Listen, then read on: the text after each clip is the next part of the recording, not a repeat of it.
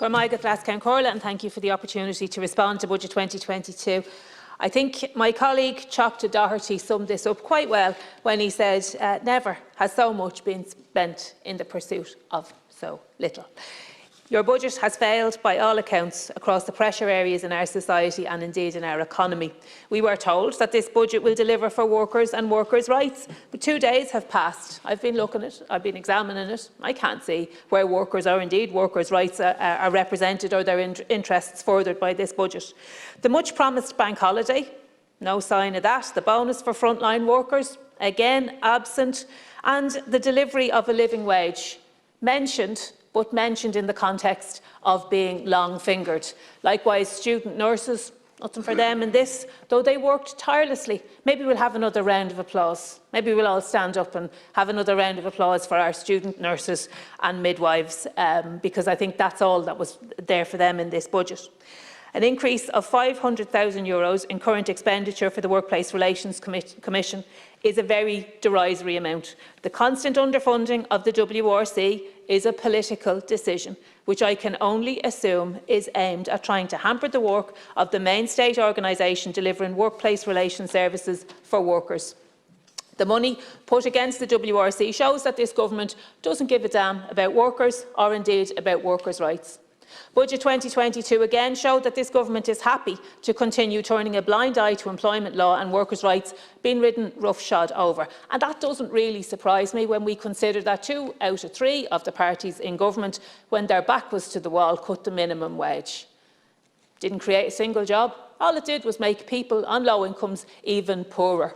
But we know that that is the ideology that drives this government. So workers' rights, not a feature, not an issue and not a part of your budget. There was some movement on an increased tax deduction amounted to 30% of the cost of voucher expenses for heat, electricity and broadband for days spent working from home. The inequality in such measures for employment-related expenses between remote workers and those that have to travel to their place of work was mentioned on a number of occasions on the Claire Byrne show on RTE yesterday. Pitting workers against other workers like this is really unfair, but it's straight out of your playbook. So I don't know why anyone would be surprised. The solution, to my mind, cannot be the state picking up the tab. It has to be legislating and empowering workers and their trade unions to ensure that workers are paid decently by their employers and that additional expenses are hammered out in that way. Small and medium enterprises are another sector who can feel aggrieved, and I notice many of their representative groups in this area have said as much. Another budget has passed without the establishment of a new Irish enterprise agency to assist SMEs currently trading domestically. This has been called for by SMEs and their stakeholders for many years. Almost 70% of people employed in Ireland are employed in small and medium businesses. Speaking to these businesses, they often feel like they've been left behind and that successive governments prefer to focus on foreign direct investment instead of helping to grow and nurture indigenous industry.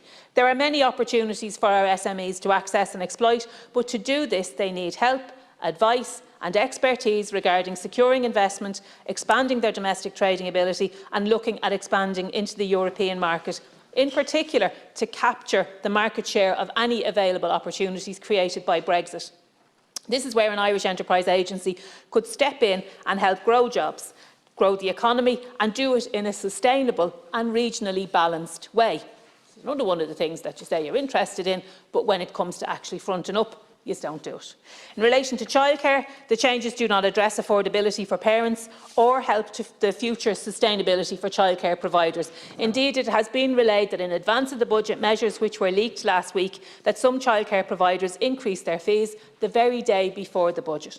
So we have parents paying extortionate fees and having those fees increased once again on the eve of you guys coming out and saying, let's freeze them. So we all agree that creche fees are too high, and your answer is, let's freeze them at the current rate. Let's lock them in at the high rate. So what Sinn Féin had proposed and what we want to see is a new model of publicly accessible and affordable childcare provision with reduced fees by a third in 2022 and by another third in 2023. In addition, this must go hand in hand with the improvement of pay and conditions for workers in that sector. Finally, the most glaring issue with this budget is the failure to help lift the burden for renters. And I'm thinking in particular of people in my own constituency If you're renting in Fingal at the moment, you're paying an average of €1,800, and yet we see house prices in Swords, according to the CSO, on €350,000 on average. That's way above the national average. Nothing for renters, and no hope of these people being able to save a deposit and buy their own homes.